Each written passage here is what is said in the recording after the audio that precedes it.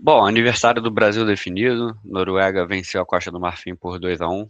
Vou passar aqui para falar umas abobrinhas para vocês sobre esse jogo da Noruega com a Costa do Marfim. E aí aproveitar para fazer uns comentários já pensando no jogo do Brasil. Acho que foi um jogo bem equilibrado. Confesso que acho que se alguém merecesse vencer, né, alguém mereceu vencer, no caso a Noruega venceu, mas acho que talvez a Costa do Marfim tenha merecido um pouco mais ali pela ousadia dela.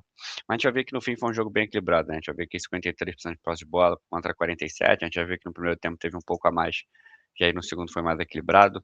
A Noruega conseguiu sair na frente, a gente vai ver aqui com um gol no fim do primeiro tempo, um golaço do Nusa. A Costa do Marfim veio para cima, conseguiu criar algumas chances, conseguiu um empate. E no fim a Noruega conseguiu ali, acho que num certo cochilo até da zaga da Costa do Marfim. Achei que aquele passe entrou muito fácil pela defesa da Costa do Marfim. Mas a gente vê aqui que os gols esperados da Noruega foram maiores, né, mas a Noruega, finalizou um pouco menos, 14-9 para a Costa do Marfim, grande chance criada aqui equilibrar 3-4 para a Costa do Marfim. 14 escanteios da Costa do Marfim, né, tipo, muitas idas ao ataque, muita jogada pela lateral também. Um jogo de poucas faltas, né, de repente a Noruega pudesse ter feito um pouco mais de falta para travar ali as jogadas pela lateral, da Costa do Marfim. E, e um jogo que no fim acho que foi isso, né, foi muito equilibrado, mas acho que foi um jogo desse estilo do que a gente dentro do que a gente esperava, que era uma Noruega um pouco mais pragmática, um pouco mais cautelosa no que fazia, saía com mais, de forma mais certeira, enquanto a Costa do Marfim, saía com mais ímpeto, com mais gente, e algumas vezes acabava se expondo a contra-ataques e tal. Então, achei que foi talvez a melhor partida do Nusa aí não só pelo gol, mas pelas participações que ele teve. Ele acabou tomando amarelo, mas ele conseguiu jogar bem aqui pela lateral do campo. Ele tinha uma tarefa difícil, né, que tem o Nicolas Pepe aqui e o Doué, que é um ótimo lateral que apoia bastante, então ele tinha que, ficar muito atento na marcação, na recomposição, porque, eh, muita jogada acontecia por aqui, do lado da Costa do Marfim. Então a gente vai ver aqui ele participando, a gente vai ver aqui que ele não acertou tantos dribles, mas achei uma participação dele um pouquinho melhor do que ele fez nos outros jogos. Eh, o Doué e o Pepe aqui desse lado, achei que foi uma boa partida dos dois. Acho que o Doué talvez tenha faltado um pouco mais de capricho no apoio. Ele conseguiu ir à frente, teve que ir e voltar muitas vezes também por causa do ataque da Noruega, tinha que cobrir o Nusa. Então, então achei uma partida dele, mas uma partida ok dele, boa, mas achei que ele poderia ter um pouco mais de capricho ali na fase final, na finalização, no cruzamento. Eh, Pepe também, né, acho que ele tentou participar bastante, tentou fazer algumas tabelas, tentou partir para cima, conseguiu ser bem-sucedido algumas vezes, conseguiu pisar bastante na área, né, a gente vai ver que ele entrando muito pela esquerda, teve uma chance antes do do gol de empate na Costa do Marfim que ele recebe ali, né, aí de novo falta capricho na finalização. E aí um jogo bem disputado, né, acho que os times alternaram bastante seus momentos no jogo, em alguns momentos a Costa do Marfim estava melhor, em outros a Noruega estava melhor, acho que depois do gol da Noruega, a Costa do Marfim deu até meio que uma apagada, assim, e a Noruega teve mais 2 chances ali na sequência, teve uma do Haaland, teve uma acho que é do zagueiro numa bola parada. E quando a Costa do Marfim empatou, que ela estava melhor do jogo, aconteceu justamente o contrário, né, acho que a Costa do Marfim deu uma recuada, eu acredito que isso seja normal também, né, porque você faz muito esforço para ir para frente, para pressionar, para atacar, para criar chances, e e e aí quando você faz o gol, acho que dá uma baixada de adrenalina, né, acho que pode ter também aquele boom de adrenalina, de êxtase, vão aproveitar o momento, mas depois de tanta batalha, o gol não saiu tão cedo no segundo tempo, saiu com, né, aqui 30 minutos do segundo tempo, então acho que depois de tanto esforço você acaba de repente falando assim: "Ah, vamos dar uma descansada aqui, ficar um pouco atrás", mas acaba que é porque tem uma jogada ali simples pela lateral, né, uma jogada muito trabalhada, uma boa enfiada de bola, e aí depois o cruzamento e e o gol do Haaland, né. Então, é um gol do Haaland ali que mostra como ele é goleador, né. E aí falando aqui um pouco mais, né, teve o Diomandé que jogou muito bem também, né, acho que de repente poderia mais uma vez ter caprichado um pouco mais ali na decisão da jogada, teve um contra-ataque que acho que o jogo já estava 1-1 que ele acaba tocando para o Pepe não era ele, era o Bonier no caso. Mas ele acaba tocando, por exemplo, pra direita onde estava o Pepe e o Amad Diallo estava entrando completamente livre pela esquerda barra centro do campo. Então acho que essa foi a diferença, né, de pecar ali na frente do gol, de aproveitar as chances que teve. Acho que, os 2 times tiveram suas chances para vencer, os 2 times tiveram suas chances de ganhar e ganhou aquele que cometeu menos erros, aquele que foi mais eficiente no momento decisivo. E aí falando aqui do Noruega de novo, né, marcando, naquele jeito de 4-1-4-1, o Berg aqui, né, quando tá defendendo no próprio campo, então a gente vai ver o Sorloth abrindo aqui na linha de 4, o Nusa abrindo aqui na linha de 4, o Berg dando uma recuada para ficar entre linhas.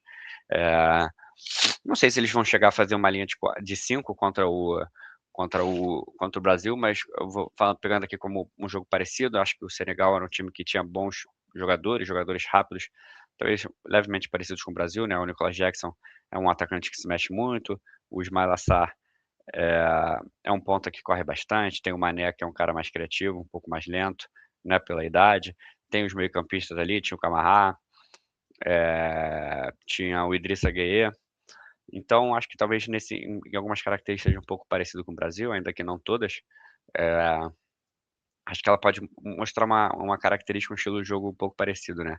E a gente vê que Senegal teve muita dificuldade de jogar pelo meio contra a Noruega. Quando ele errava o passe pelo meio, a Noruega conseguia sair no contra-ataque e conseguiu fazer assim os seus gols.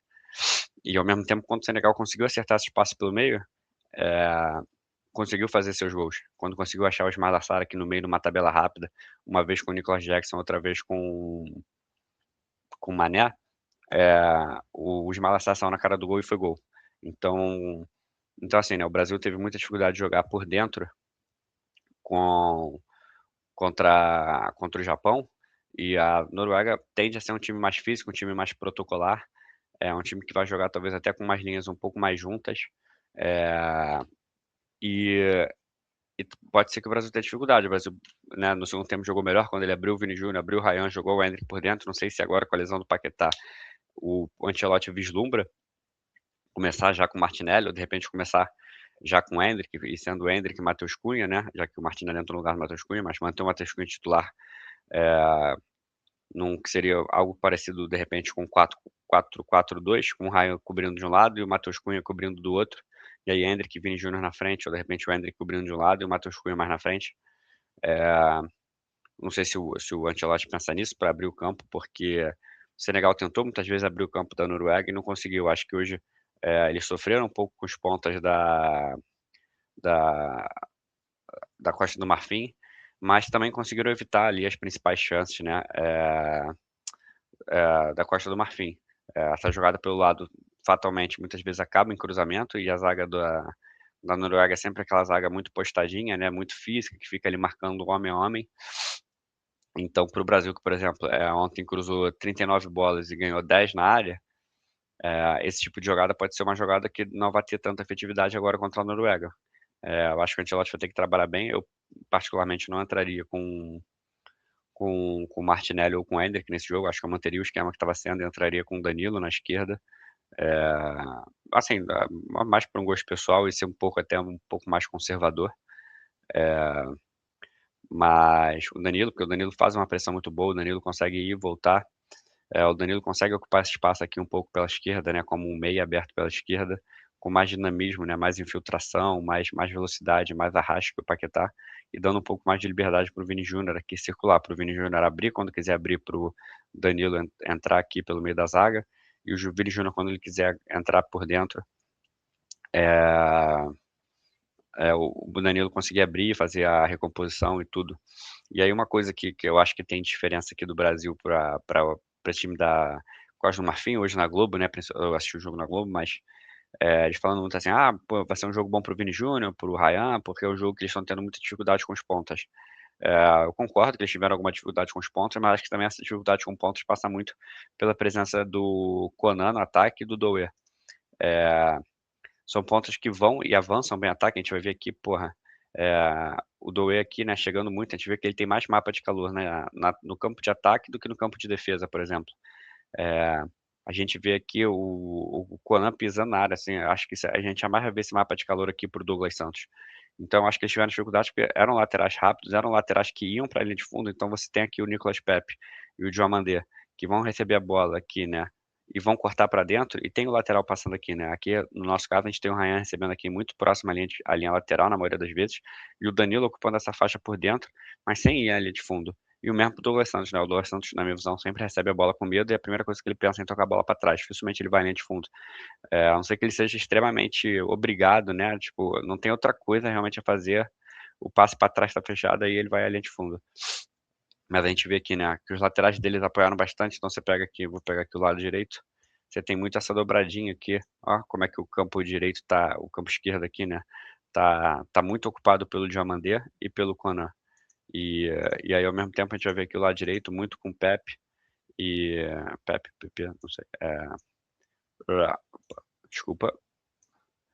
A gente vê aqui, né, o Nicolas Pepe e aqui o Doué, que apoiou até um pouco menos do que o Konan, apesar dele ser bem ofensivo, chegando também muito à linha de fundo, participando dessa armação. No segundo tempo entrou o Diallo, que é um jogador também muito bom, entrou no lugar do Olay, que estava jogando pelo meio. A gente vê que ele jogou mais solto, né.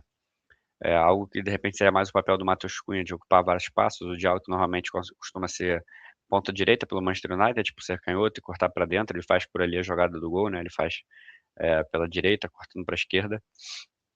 Então acho que isso pode ter complicado a Noruega, né, essa dobradinha de laterais e pontas funciona muito bem para a Costa do Marfim, e dá muito trabalho, porque eles têm a vocação ofensiva, eles são velozes, eles partem para cima sem medo, então fica muito difícil segurar, principalmente pelo lado do Sorloth, que é um pouco mais pesado, é um atacante, é mais um 9 do que um ponta, né, então ele é um pouco mais pesado, fica mais favorecido quando o duelo é um pouco mais físico, corpo a corpo, do que nesse de velocidade, ter que recompor e voltar o tempo todo. Então, uma partida um pouco abaixo do Sorloth, até para ele criar aqui é um pouco mais difícil, o que é bom pra gente, porque se o Vini Júnior joga pela esquerda e o Douglas Santos não avança tanto, acho que ele vai ser um cara que, pelo esquema do Brasil, tende a ser facilmente neutralizado. O Nusa talvez vá ser o primeiro ponta um pouco mais rápido, um pouco mais driblador, né, chamam ele de Neymar norueguês, apesar da distância, eu provavelmente estou mais perto do Nusa do que o Nusa do Neymar, né, mas é um ponta mais insinuante de partir para cima, hoje ele fez um belo gol, e acho que essa vai ser talvez vai ser o primeiro grande teste do Danilo na Copa. Acho que até agora ele não enfrentou realmente um ponta desse de velocidade, insinuante, que parte para cima, e acho que isso pode ser um ponto de atenção. Eh, e é isso, né, acho que o Brasil vai ter que cuidar muito bem da bola, não vai poder ficar errando passe, o Paquetá que não vai jogar, estava errando muito passe, o Casemiro errou alguns passes pelo meio também, mas conseguiu acertar também. O Bruno Guimarães tem cuidado muito melhor da bola do que Casemiro e Paquetá, então acho que vai ser um jogo de muita atenção, porque eu acho que a Noruega não vai tentar de início ter a posse de bola, nos momentos que estiver um pouco mais confortável e o Brasil baixar as linhas, eu acho que a Noruega vai se aproveitar, vai tentar armar o jogo, né, é importante eles irem para a linha de fundo, chegarem ao ataque, e conseguir botar essa bola no Haaland. O Haaland é um jogador, muito físico, eh, então né, ele tem um histórico de duelos aí muito muito favorável para ele contra o Gabriel Magalhães, e e vai ser o ponto de atenção do Brasil, né, não poder bobear, não deixar dar a chance para ele, ele é um cara que vai poder receber também de costas para fazer o pivô e auxiliar na saída do Brasil, na saída da Noruega contra o Brasil, então tem que impedir que essa saída ocorra. O Odegaard vindo de frente com a bola, tem feito uma Copa muito boa, direcionando os ataques, cadenciando o jogo, acelerando na hora que tem que acelerar, tomando boas decisões em geral. Então acho que é um duelo que, assim, honestamente, acho que quando acabou a fase de grupos me preocupava um pouco mais do que me preocupa agora, né. Acho que a Noruega mostrou mais uma vez algumas falhas, eh, e o Brasil mostrou um pouquinho de evolução, eu acho, contra o Japão, principalmente em termos ofensivos, de um pouco mais de presença de área, um pouco mais de ímpeto, também conseguiu acertar um pouco melhor a pressão pós-perda, que funcionou mais uma vez, eh, e também a e também a marcação na saída de bola, né, forçando várias vezes o chutão. Acho que se a gente fizesse contra a Noruega, tende a funcionar na maioria das vezes, porque acho que a Noruega não vai se arriscar de sair jogando contra o Brasil, né. Acho que agora todo mundo já está de olho nessa marcação do Brasil, que tem gerado os gols do Brasil, tem sido a principal forma de criação de gols da seleção brasileira. Então acho que a essa altura do campeonato, vamos jogar umas oitavas de final, é o 5º jogo da Copa do Mundo, acho que você cometer um erro desse contra o Brasil é coisa de juvenil, né. Tipo assim, apertou, vai dar o chutão pra frente. E aí a atenção vai ser justamente com o Haaland, ver não deixar ele escorar para vir esses caras de frente armando, nem acelerar no Nusa. Acho que se fosse forçar o jogo, né, teria que ser um jogo forçando muita marcação aqui por esse lado direito e forçando que a bola vá cair lá do lado esquerdo, né. O Pedersen, não era o lateral titular no início da competição, era o Ryerson, né, que se machucou num jogo e agora não tá mais entrando. Ele até entrou no jogo, acho que ele fez um gol, né, no jogo que ele entrou, que foi acho que foi contra Senegal, né, que ele fez o gol. Mas forçar, né, que a jogada aconteça por lá. pela direita, apesar do Odegaard, estar aqui, eh, acredito que você botando aqui o Douglas Santos, onde está o Sorloth, né, e o Danilo marcando por aqui, eu acho que vai favorecer, o estilo de jogo do Brasil mais do que vindo por aqui, por esse lado, onde tem o Nusa para pegar um mano a mano com, aliás, é isso, pegar o Nusa que tem o mano a mano com o Danilo e tal. Então acho que essa poderia ser uma das chances do Brasil até para roubar a bola aqui e já ligar diretamente na esquerda, onde está normalmente o Vini Júnior mais avançado, com um pouco mais de espaço. Então acho que a estratégia do Brasil vai ser essa, acho que a bola aérea tende a funcionar um pouco menos, a bola parada do Brasil está muito ruim, então acho que talvez vá ser mais um jogo de muita paciência para o Brasil, de saber trabalhar a bola e de não dar tanto espaço. Acho que o Japão abdicou demais da bola, não sei se a Noruega pretende fazer isso. E aí vamos dar uma olhada aqui rapidinho na comparação, né, pra gente ver. 2 times com 4 pontos, 4 jogos. São a Noruega venceu 3 jogos, né, perdeu aquele jogo contra o reserva com as reservas contra a França. A gente vê aqui 10 gols marcados, 5 gols do Haaland, mas muitos gols sofridos, né, ou seja, uma defesa que tem falhado bastante. Então acho que aí se desenha um cenário que o Brasil passa a ser bastante favorito, porque eu acho que o Brasil não tem cedido tantas chances de gol, né. O Brasil tomou um gol do Marrocos, tomou um gol do Japão, numa bobeira ali, numa falha, em que foi punido, mas não tem gerado, né, o Japão não teve mais chances, o Marrocos até teve um pouco ali naquele primeiro tempo, mas assim, a Escócia não teve grandes chances, o Haiti teve ali alguma bagunçada quando o jogo já estava decidido e o jogo foi um pouco mais aberto, a Escócia teve ali naquele momentinho de pressão deles também já com o jogo definido e o time todo mudado. Então, assim, eu acredito até que o Brasil possa vencer sem tomar gols, esse jogo, porque o Brasil não tem cedido tantas chances. Acho que ele tá cuidando um pouco melhor da bola, tá conseguindo pressionar um pouco mais. A gente vai ver aqui, né, chutes certos por jogo, o Brasil ainda tá melhor. Deixa eu ver o que mais tem aqui de relevante, né. O Brasil tá aqui, né, a gente vai ver mais posse de bola, acredito que o Brasil vai ter mais posse de bola no jogo também, acho que a Noruega só vai ter a bola quando estiver muito mais confortável. A gente vai ver aqui que o Brasil é um time que está desarmando mais, está marcando melhor, de forma mais dura. Aqui, né, a gente vê esse corte por jogo, normalmente esses cortes é muito baseado em cruzamento, né, da bola vir seja da linha de fundo, seja de uma área mais frontal ali da quina da área, a zaga rebatendo bastante. Mas a gente vê aqui também que é um time que comete poucas faltas, acho isso um pouco intrigante, porque eu acho que a falta muitas vezes é uma coisa inteligente, né, a gente reclamou que o Casemiro não fez a falta, no gol, que teria evitado o gol, então acho que o Brasil tem que, apostar bastante aí nas jogadas pelas laterais, mas de forma um pouco mais organizada, né, acho que a gente tem feito muita jogada pela lateral em que a bola tem sido cruzada, eh, e de repente não é a melhor solução, né, tentar aquela bola que vai no fundo e toca para trás, ou tentar uma bola que vai no fundo e cruza no segundo pau de uma forma um pouco mais leve. Ontem achei que teve muito cruzamento ruim, que foi na mão do goleiro. E se a bola for ali no miolo da área, o goleiro vai sair, a zaga vai pegar. Então acho que é isso, acho que o mapa para o Brasil tá de seguir o mesmo estilo de jogo, acho que não é um adversário que impõe um novo desafio para o Brasil, em termos de característica. Acho que o Brasil pode manter exatamente o mesmo estilo de jogo que tem adotado, de novo, apenas com um pouco mais cuidado, exatamente por causa do Haaland, e tendo um pouco mais de noção de que o time agora vai ser um pouco mais físico, a zaga da Noruega, um time que é um pouco mais alto, um pouco melhor na bola aérea. E é isso, né, tentar mudar um pouco daquilo que foi o primeiro tempo e ser um pouco mais daquilo que foi o segundo tempo. Ainda peço um pouco mais de movimentação do Vini Júnior, de tentar bagunçar. Também acho que no último jogo teve pouca troca do Ryan com o Matheus Cunha. Eu gostaria de ver o Ryan um pouquinho mais por dentro.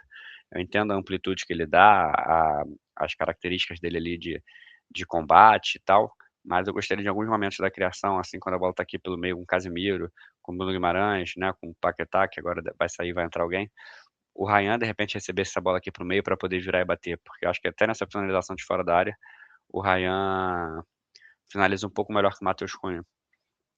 Então eu gostaria de ver o Ryan aqui mais nessa área. Eu não sei se é um pedido do Ancelotti ou se de repente é uma postura dele ali de jogar numa área que fica um pouco mais confortável, um pouco menos pressionado quando recebe a bola, Mas isso é uma coisa que eu gostaria de ver, porque eu acho que esse lado direito tá funcionando bastante aqui com Danilo, Bruno Guimarães, Ryan, essa troca de passes quando o Matheus Cunha encosta, tem funcionado, tem saído boas jogadas. Então é isso aí. Acho que é um bom adversário para o Brasil, acho que vai ser mais um bom teste aí, com um estilo de jogo um pouco mais parecido com esse das seleções médias europeias, né, que a gente costuma ver, do tipo Suécia, Noruega, República Tcheca, sei lá, e outras seleções. E é isso, né, acho que vai ser o último adversário aí um pouco mais acessível antes da fase mais aguda da Copa do Mundo, e depois as coisas mudam, acho que o Brasil começa a ser mais ameaçado. Mas aqui contra a Noruega acho que vai ser um adversário, relativamente tranquilo para o Brasil, né, para as características do Brasil, para o futebol que o Brasil vem desempenhando. E é isso, essas foram as abobrinhas aí do jogo, e um abraço.